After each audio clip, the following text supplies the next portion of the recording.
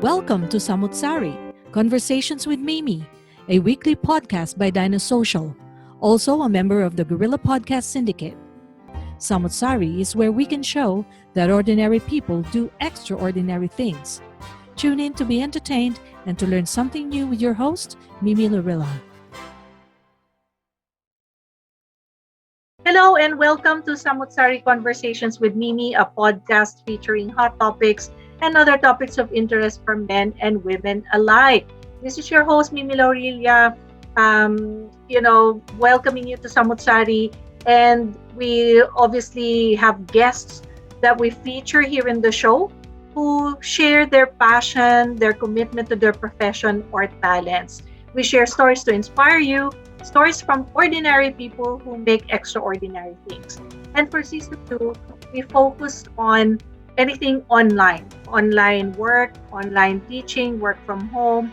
Either you are a virtual assistant, a freelancer, a business owner who also pivoted due to the pandemic or because this is really your work. And obviously, we also feature people in different professions who have a little bit of online or a little bit something different in terms of the work that they do. And today in our program, I have Miss Judith Sibonga as our guest. So I'll introduce Judith first. So she's an educator for 18 years. Wow, she's a veteran in the education industry. She taught people for all ages, from nursery, classroom teaching, to adults, such as parenting and marriage enhancement. Wow, ang dami ko itatanong kay Judith. Toko dyan. Her longest stint, however, was with the family farm schools where she worked in different capacities, from being a tutor to being a module development specialist, to being the Pedagogy Head, and then the executive director of the federation. And then in some time in her life, in 2016, she began to homeschool her son. Is this Javi? Is this his name, Javi? Or Javi. Javi. Javi has a reading challenge or reading issue. It's called dyslexia. So he's dyslexic. I will also ask you what that is because maybe not a lot of people know what that is. And you trained Judith with the Dyslexia Training Institute based in San Diego to support your son. So that is now your passion since 2019. And Judith also began one-on-one teaching to other students who are not only dyslexic but who have other learning disabilities as well. And then the son was also diagnosed with ADHD and Dysgraphia. Wow, another thing na hindi ko to alam. So I will ask this to Judith just because we wanted to educate people through the show.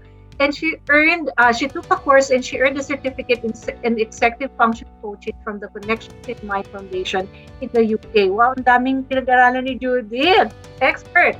So, for the sake of the son. Oo, talagang ganun, ano? She's the loving wife to Japong, program director or program coordinator of Children International, and a mother to their only son, whom she has been homeschooling using the Charlotte Mason approach. Again, that's something I want to ask you about. The other interests of Judith are school theater production, school newsletter publishing, and speaking Spanish. Hola! Baka may nakikinig sa atin from that side of Europe, sa Spain. You never know. And on her free time, kung may free time pa talaga si Judith, she reads Mitch Albom, Paulo Coelho, is this Coelho? Sophie Kinsella. Paulo Coelho, yes. And Kevin Kwan. And she also cooks, especially paella, which is her specialty, and she also bakes cookies and cakes. Welcome, Judith, to my podcast. Yeah. Ang daming gustong gawin. Ang dami. Say hello to my viewers and to my listeners. Hi, hello everyone. Yeah, I like this program. Different things about, especially as I don't notice most of your interviewees are women. Yeah. So maybe just empowering women. Yeah. So I know that because women do a lot of things for their family and for their career and for themselves. So I really want to highlight the experiences of women. Although sometimes we have male guests as well, but Samut Sari is really about how we can have a voice in terms of the different aspects of our lives, and to share interest and to get your story across to help other women as well. So yun yung pinaka ugat why Samut Sari was created. So Judith, himay-himayin natin yung story mo. Hopefully magkasya yung show. If not, we'll do a part 2. So Judith, teaching, can you just take us back to the time na naisip mo, I really want to be an educator and I really want to be a teacher? Not muna sa iyong son. Wala muna tayong pinag-uusapan ng homeschooling, but in your inner desire to help others learn. Are you a family of teachers? What's your background? Why you decided to be an educator? My lola is a teacher. My lola who always takes me to Bicol when I was young. Siguro unconsciously na imbibe because she would always bring me to school. Yun. And then while she's teaching, then but actually I didn't want to teach before. Even when I was in high school, I said I didn't even take up education in college, but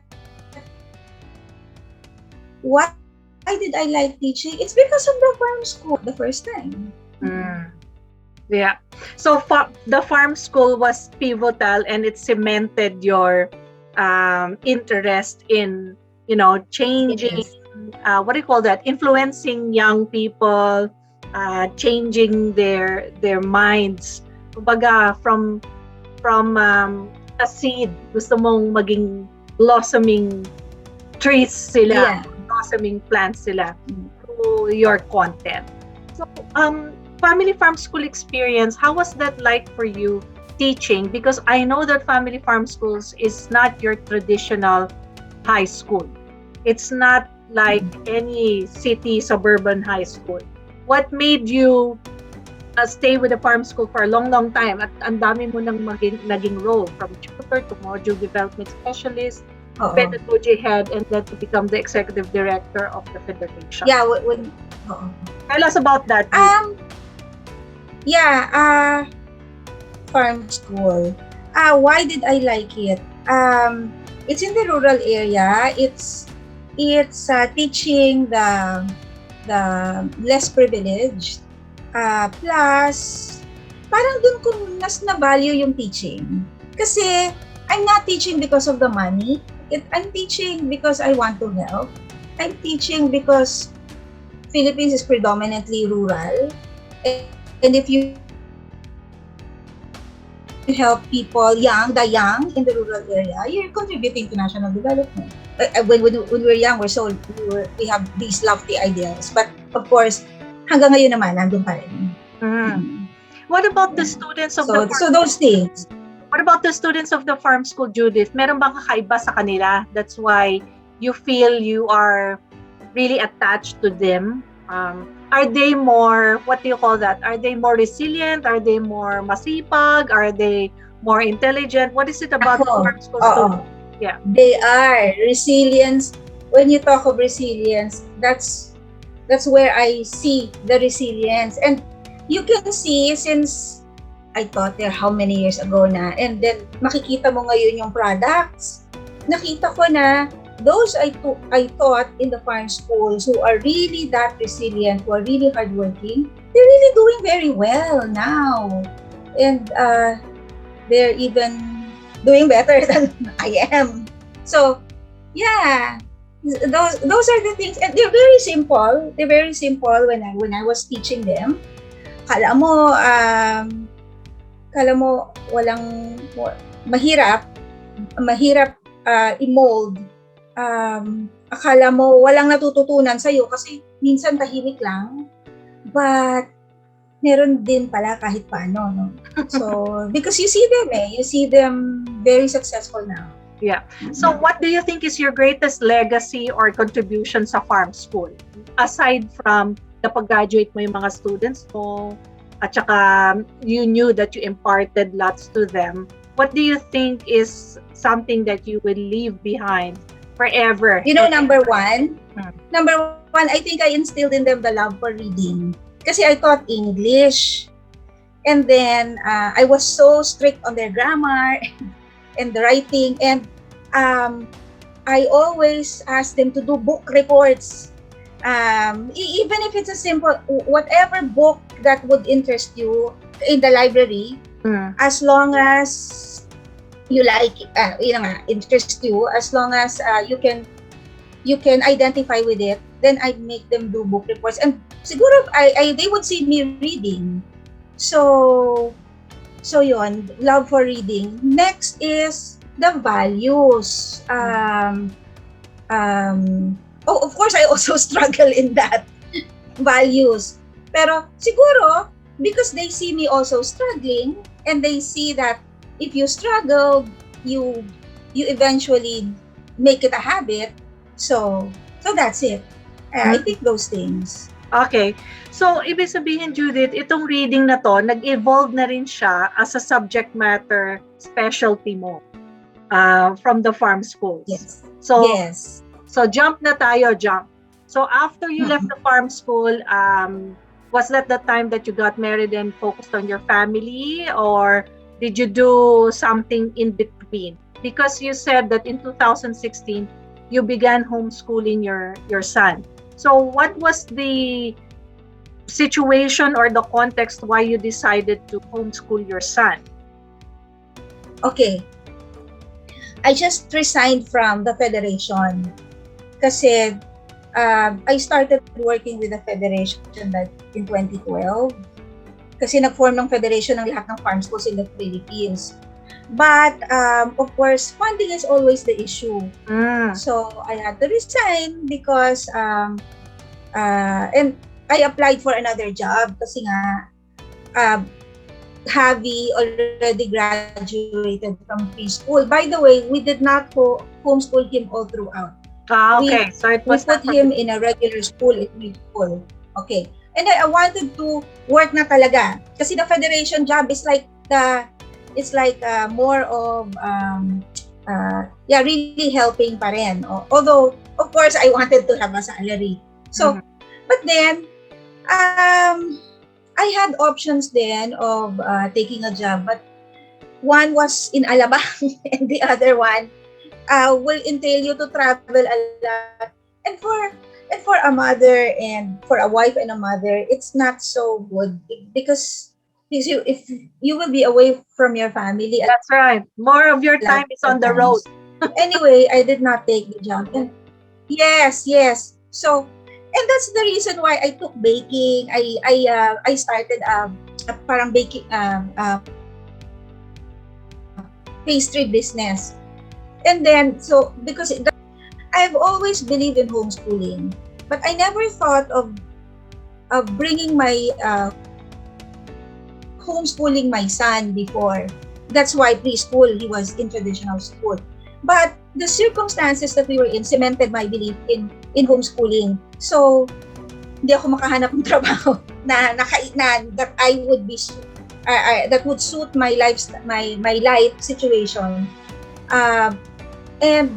And then of course we wanted to put him in a school na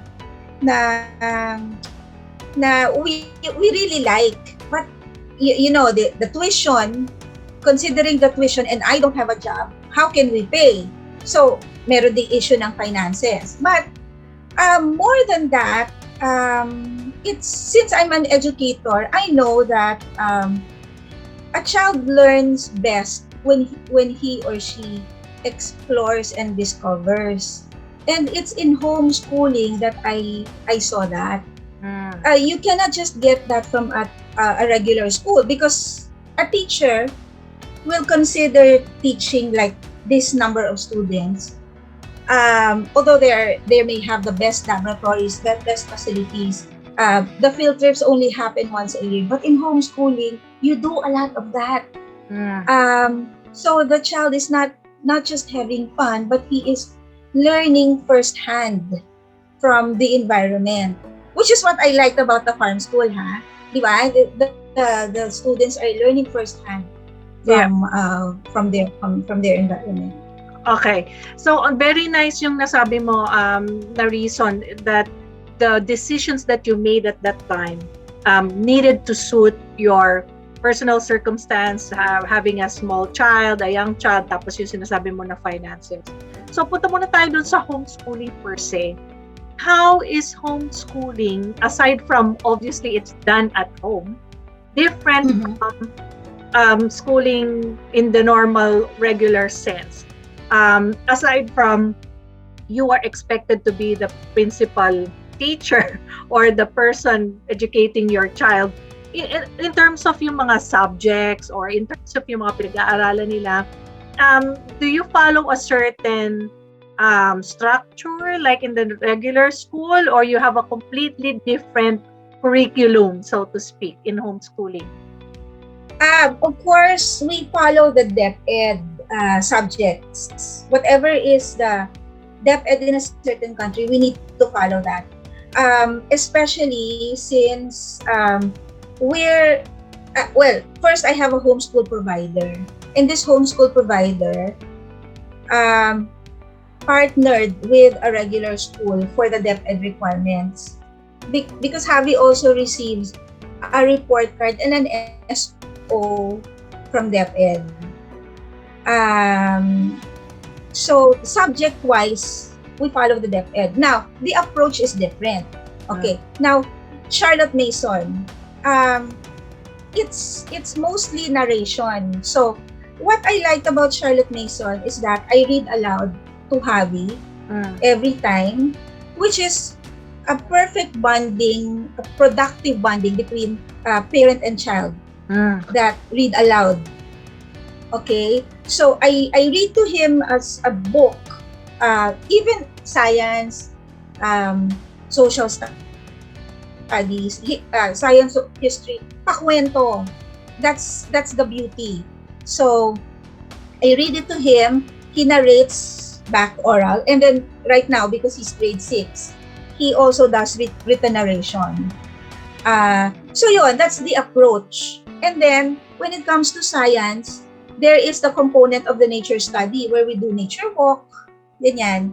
And then, of course, you have your own attack din eh. For example, geography. And yun ang maganda sa homeschooling, since natitipid mo yung tuition, instead of paying kasi the school that we want, it would cost like 160,000 a year.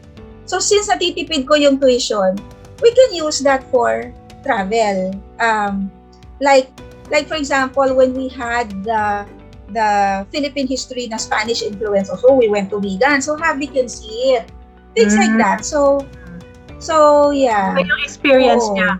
So that's why we're having fun. Yeah. So I think that's the greatest advantage, bonding moment ka na, you are able to, like you said, attack the lessons in your creative way as long as the content is based on the DepEd content. Pero ano ba nakikita mo na challenges doon? Ako, based on your story, I can see that one thing that's missing from the homeschooling context is yung ability to interact with other kids. So I want to ask you, how are you responding to that dimension or component of learning? When it comes to socialization, that's the reason why I also got a homeschool provider. I'm not doing this all by myself. There are instances that, well, right now it's weekly na they have this online group. They have a book club within the homeschooling, and then where he gets to interact with fellow homeschoolers. Okay. Before the pandemic, they have the choir, they have yung portfolio nila na dinidisplay nila, and so they get to interact with each other. Okay, so hindi naman 24/7 sa'yo lang siya, si Javi. That's how meron din siya component where he oo. Okay. Yeah, he has boys club, he has catechism club, things like that. Okay. So as a person naman, as a mom, so ang nakikita ko pang isang challenge homeschooling is, how do you divide your time for schooling lessons and your other things that you need to do? Like, do you have a time for yourself, or are you always thinking about learning and lessons for your son? paano naman si Jerome? Paano mo pa naiintindi yun? Because you're at home. So, there's competing priorities. Of course. Yeah, of course, the priority is always the youngest son, which is the husband. Of course. Which is good because I'm home. I'm not away. So, and then when it comes to homeschooling, kasi only when Javi was younger that we tend to give him more time. Now, because he's maturing, he's becoming more independent, we give him the lessons. Of course, we explain, we discuss it, he narrates it, I make sure that he understands. And then after that, he's all by himself. Okay, and then I get to check his work at night. So medyo kailangan lang talaga ng dedication. Kahit pagod ka na, of course, you have to dedicate some more time to ensure that your child is really learning. Okay. So hindi yan heavy. Homeschooling is not heavy on tests and quizzes and assessments, but it's more around understanding of the concept. He also has quizzes, lalo na yung math. When it comes to math, I have a tutor for him. Hindi ko kaya yung math. So it's the tutor. I coordinate with the tutor. I ask the tutor to give him quizzes and also homework and tests. Kasi yun talaga yung objective test. When it comes to facts, mga facts na mga ganyan, like the mga araling palipunan, we do a timeline. And then later on, before we finish his grade 6, we will do like a book of centuries. So project-based. Mostly project-based assessment. Okay. Yes. So thank you for that, Judith. Ngayon punta naman tayo dun sa dyslexia. Because some parents may not be aware na baka may dyslexia na pala yung mga anak nila, which is a challenge for a child who is in a classroom setting. So can you elaborate your experience with dyslexia? Kailan mo nalaman na sabi pala ay merong reading difficulty, and how did you accept it? Na was it immediately something na you said, okay, let's do this, let's attack this to help you succeed in your class? Or did you become at one stage, kasi maraming parents nagtatanong lagi, bakit ganon? So ano yung mga naramdaman mo nung panahon na yon? How was that experience for you? Actually, preschool pa lang siya, I already had a hunch. Nursery, okay pa. Kinder 1 and 2, when the teachers are always telling me that they notice that Javi is having difficulty reading, that's when I had a hunch already. And I prepared myself. As an educator, you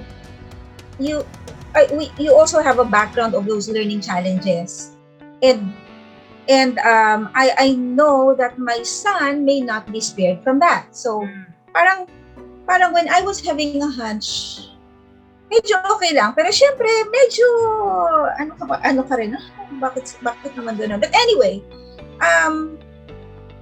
but I dismissed it first kasi I wanted Javi to reach the age of 7, kasi I would hear from other parents na maski daw yung anak nila were like that in preschool, but when they were in grade 1, grade 2, they really improved a lot. They bloomed. Then when Javi was in grade 1 and it's still not improving, that's when I had him assessed. So, and it confirmed my guess that it's really dyslexia. Ano ba talaga ang nature ng dyslexia, Judith? How does a teacher know, or how do you know that your son has dyslexia? Is it because may mga words na hindi niya nare-recognize or nababasa? Or may mga patterns na hindi niya nakukuha pero may mga patterns na nakukuha niya? How does that manifest when you interact with your child? Yeah, what you said is correct. There's really difficulty in reading, They could not go with the pattern. They could not distinguish the different patterns in reading. Yung CBC nga lang dahil kinder, pero hirap pa rin siya. Yung mga, di ba, cat, hat, mga ganyan. I would drill him before. Pag dinadrill mo siya, okay na. Maya-maya, pag wala na, tapos pinabasa mo na ng book, limot na niya. Although, there were books that he would parang say from memory. Yung mga brown bear, mga Pinocchio. You know how to read na! And then I realized he just memorized it because I always read those things to him before bedtime. So yun. That's why in mga in knowing what is dyslexia, you even give the child yung mga nonsense words. So kunwari binigyan mo ng pattern, pagdating ng nonsense words, hindi pa rin niya nabasa. That means he really cannot read very well. Second thing is spelling. Mas matindi yung spelling na problem kay Javi. So now he can read already. He can read already very well because of the intervention. But what we're working on pa rin is the spelling. So those two things.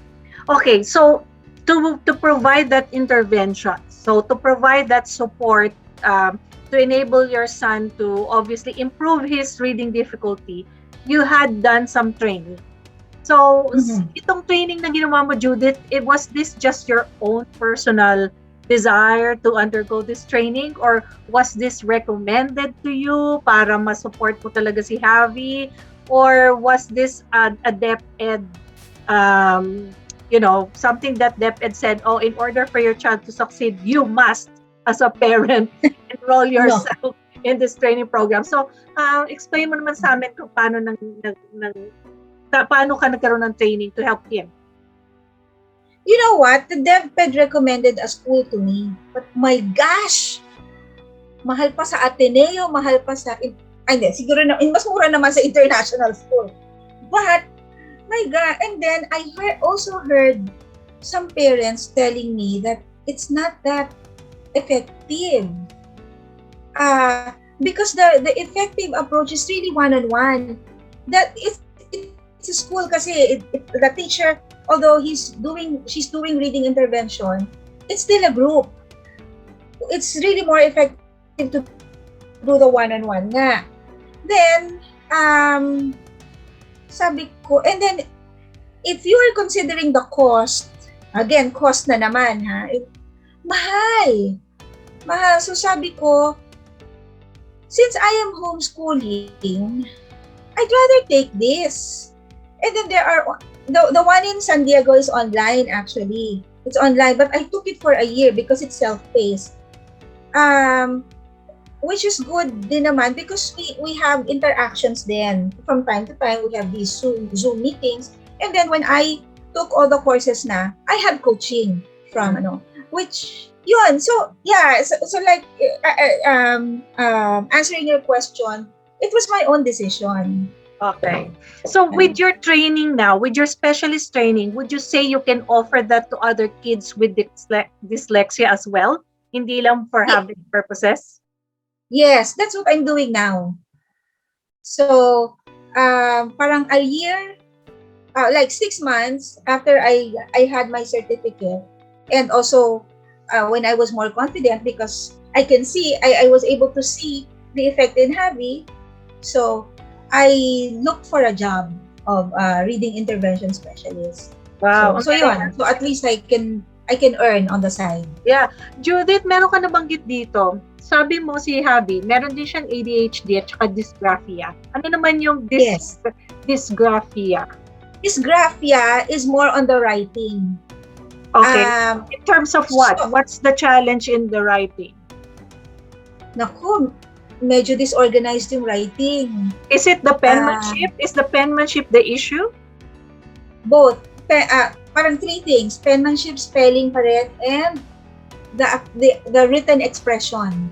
He couldn't, it's so hard for him to, well, he can write sentences, but until now, andun pa rin yung nami-miss niya yung capitalization, punctuation, because of the dysgraphia. Okay. And it's so hard for him to come up with a paragraph.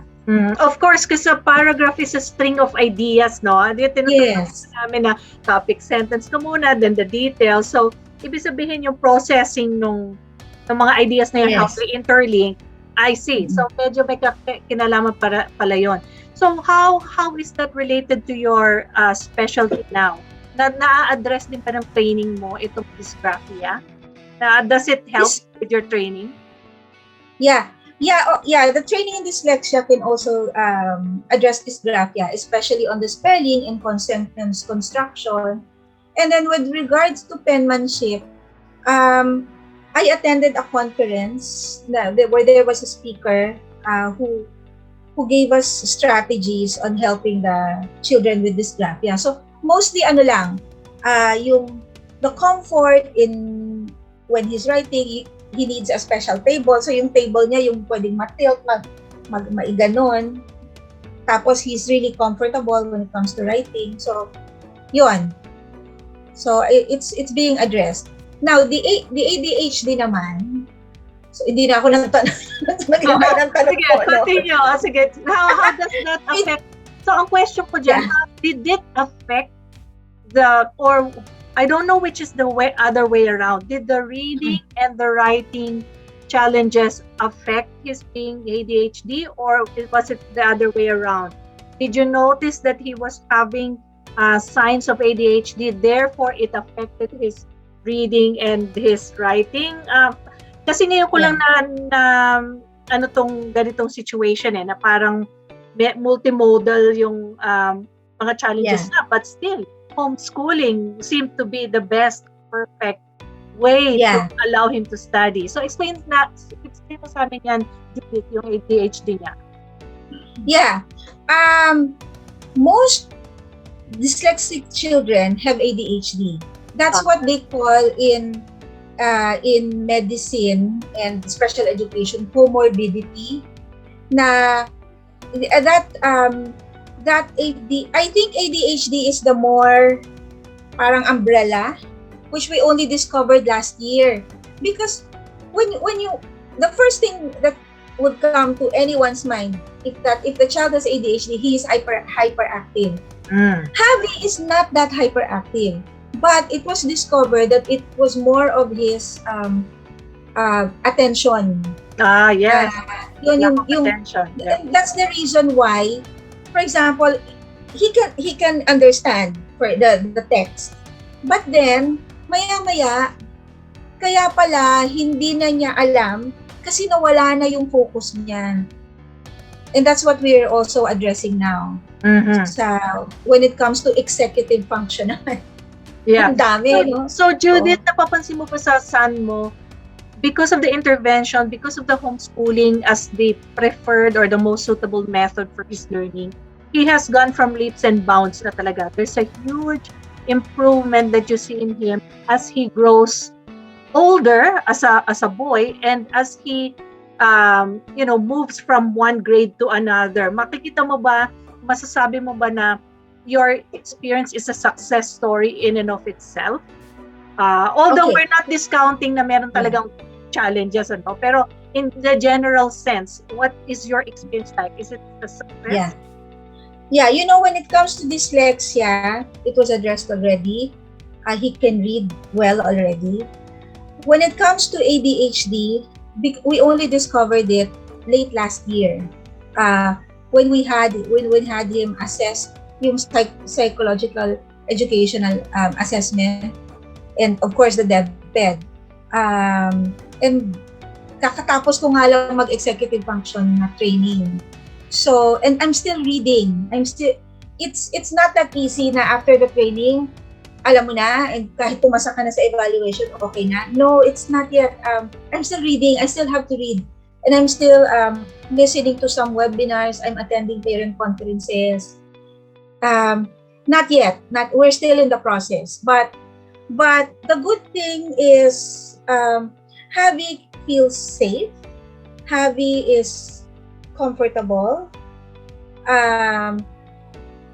Unlike siguro if we put him in a school where he would notice that he's not thriving because he has learning challenges, baka na-depress na siya. Because, di ba, if he would notice that his classmates are advancing and he's not, because we still have to address his challenges. At least, at least pati yung writing niya since that's why I also chose that Charlotte Mason approach, because he is able to narrate. Although he's having difficulty in constructing paragraphs, he is able to narrate. That's the beginning of good writing, and from there we know that I'm confident that we will progress. So, ibig sabihin, Judith, marami na rin talagang mga naging milestones kay Javi, ano? But like you said, hindi naman overnight na nasusolve yun. So, ang parang nakikita kong key takeaway dyan is how lucky he is to have a mom, and of course, with the support of the dad. How lucky is your son to have parents na talaga super dedicated, and it helps na coming from an education background pa, and the reading specialist, tapos na tinuloy-tuloy mo na to support him, your training. Nandun yung success niya talaga because your tuto ka na talaga. Pero paano naman yung mga parents na hindi naman pareho ka ng background katulad mo? What is your advice to them kung kayon lang din nila napapansin na may reading challenges yung anak nila, na may writing challenges yung anak nila, na may mga attention and focus issues yung mga anak nila? What can you impart to them based on your experience? My advice is do not delay, because the earlier you address these problems, the better. I have students right now who are only receiving reading intervention at the age of 12, 14, and it's harder. Whereas if the child starts at a young age, they bloom. They become very good readers and also very good in language skills. So don't delay talaga. Those children who started like at the age of 6 or 7, pinagraduate ko na yung iba kasi ang galing na Kaya na nila. Na nila. So, sabi mo, your son is happy, your son is comfortable. Is he aware that he has this dyslexia, for example, and he's aware that he also has dysgraphia? And is he still a confident child, meaning he can articulate to others na these are just learning challenges, but it doesn't define who I really am. I'm my own unique self, and I have contributions in the world. Ganon din ba ang pag mo sa kanya, pag encourage mo sa kanya para mas ma-empower mo siya, para ma-empower. I showed him profiles of great men and women who were dyslexic. Ang dami. And that even includes a Pulitzer Prize-winning author. Imagine from a dyslexic to a award-winning book writer. So I told him, don't believe in yourself, and even if you're not doing well in for example in writing right now, but he also motivates himself. That's good. And he's self-motivated. And you know what you have, your creativity is something also that others don't have. That's He's right. So creative in building, in so many other things. That's right. So kumbaga, celebrate your son's gifts and skills and talents na meron siya, kasi each child talaga is different. Judith, alam mo, gustong-gusto ko ba makipagkwentuhan, but I think our program is soon to come to a close. Pero what I learned from you today is everything that is about my show. It's about your passion, it's about your commitment, to your family, to your son, to your profession, and the talents that you have that you share to others. And you are, again, a living example that parents should embrace these challenges. I mean, hindi ko mo merong learning disability or learning challenge yung anak nila, ipapasa na lang nila sa iba or i-ignore Yes. nila or i-delay nila. Pero you and your husband tackled it head on. You did your best to support your child as early as possible. So right now, you are reaping the benefits ng mga nagawa ninyo. So this story, again, is such an inspirational story. And hopefully, it resonates with parents who may not still accept or are still not aware that they have, things that they need to, not dapat nilang matutupan. So is there anything else that you would like to add, Judith, before we close the show? Yes. Like parang adding to what you're saying for the parents, if your child has learning disability, learning things like that, or any other disabilities, okay, whatever is it special for if your child is like special, or don't be ashamed. Don't hide it. Accept it right away, because the more you deny, the more you're depriving your children the intervention, the remediation that they need. Okay, and do not be ashamed. For me, you call a spade a spade. Okay, Javi knows that he has dyslexia. Javi knows that he has ADHD, and I also know, and the children I deal with can say that, oh, I have ADHD. Okay, and they're not ashamed. So I have ADHD, but I'm still doing something about it. That's right. Yeah. So, Yun nga yung celebrating and acknowledging it helps them also cope with the different things that they need to do to accomplish things then in their own way. Kasi if they're not aware of what it is that they have, they will wonder habang buhay, why am I different? Why am I not like other kids, for example? But then once they know, then they will also realize that, okay, I only have a different way of doing things, but I'm still like them. yeah. I'm still like other kids. I get happy, I get sad, I get angry. Yung mga ganong mga acknowledgement that they're as humans as everyone else. So really, Judith, I am so happy that you are very generous about your sharing today, about your experience, about your expertise. Just in case may mga parents na gustong kumontak sa'yo for reading support, how do they contact you? Do you have a website? Do you have an email, or how do they approach you? Paano ba? I'm working with Crane. They can contact Crane, the Center for Reading, Assessment and Intervention. Okay, since we conduct online classes, so even parents from anywhere in the world can contact us. Yeah, that's. So I can give the contact details. Okay, so give mo lang sa akin and then we'll share it through our show. And obviously, thank you again dahil na bigyan mo kami ng insight as to how homeschooling works. And sabi mo nga, hindi naman totally online yan, na 24/7 na lang silang nasa harap ng screen. There are activities that you do with your son in your own time. Meron siyang independent time and meron siyang interaction with others time. So I think this is really, really flexible. And if homeschooling is something that other parents also want to consider, then maybe they need to do more research about that before they decide if that's the right way, a right approach for them.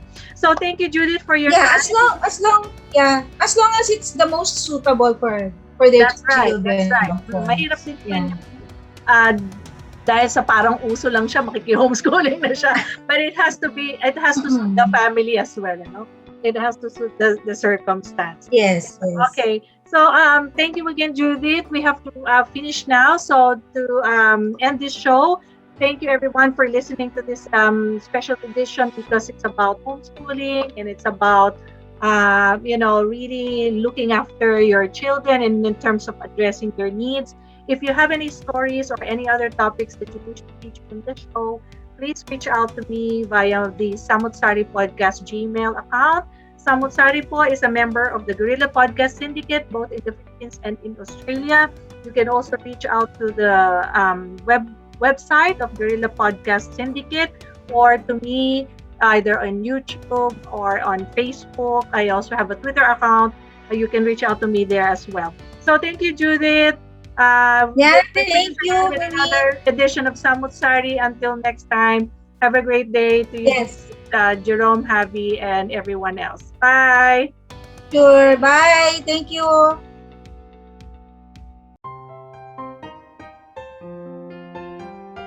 If you find value in this episode, make sure you like and subscribe to be notified of new releases.